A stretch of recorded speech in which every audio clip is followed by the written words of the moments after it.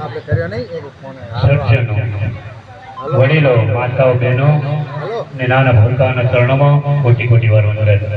હાલો આજે કનોરમ મહારાજે ફોન કર્યો તો ભજન ભોજન અને ભક્તિ એવો ત્રિવેણી સંગમ કરાવી અને પરસ હવા મહાપુરુષોના દર્શન કરાવ્યા.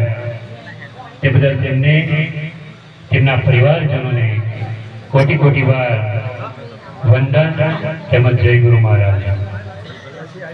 આજે આપણે આ ભજનની અંદર બધા મળ્યા છીએ, પણ મહાપુરુષે ખૂબ સુંદર વાત કરી છે કે મળે છે કે મળશું આ માનવી તારા મેળા, પણ આ દેહ બીજા ભવમાં નહીં થાય બેડા.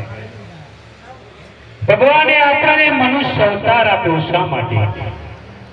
એનો હેતુ શું છે? એનો મરમ શું છે? શા માટે મનુષ્ય જન્મ મળ્યો? એના માટે મહાપુરુષો મંથન કરી રહ્યા છે કે મોકો મળ્યો મનુષ્ય અવતાર ફરી ફરી મળશે નહીં. સમય છે ભગવાનને ઓળખવાનો, બીજા જન્મમાં ઓળખાશે નહીં. એક જ મનુષ્ય જન્મ એક એવો છે કે જેની અંદર ભગવાનની પ્રાપ્તિ થાય છે.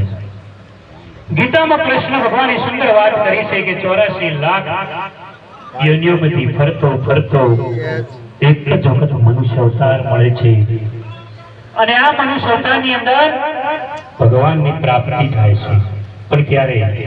સદગુરુ મળે તો. સદગુરુ સિવાય શક્ય નથી.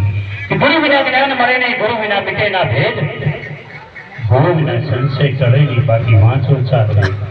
ગુરુ વગર શક્ય નથી. માટે ભગવાને આપણે મનુષ્ય જન્મ આપ્યો છે. પહેલા તો શા માટે? ભગવાનનું ભજન કરવા. દાસ સરકારની વાણી છે કે તે રામ રતન નવ કીધું, અમી રસ નવ પીધું, જીવનમાં શું કીધું? કે 9-10 મહિના ગર્ભમાં રહીને ધર્યું તે હરિનું નામ. બાળક જ્યારે માના ઉદરની અંદર 9 થી 10 મહિના હોય છે એટલે તે ભગવાન સાથે તૂટતો હશે અને ગર્ભવાસમાં ફળ આપી દેશે. મહાપુરુષો કહે છે કે ગર્ભવાસમાં ભક્તિ કબૂલી બહાર ગયો છે ભૂલી, ગર્ભવાસમાં ભક્તિ કબૂલી બહાર ગયો છે ભૂલી, યાદ છે તમે તું માયામાં ગયો છે ભૂલી. બાળકનો જન્મ થાય એટલે 2 શબ્દ બોલે, હું હે પ્રભુ હું અહીંયા નથી થયો, તારો ને મારો સંબંધ શું છે? એટલે શંકરદાસ વાણીએ ભજનમાં કહ્યું છે કે હટી જાને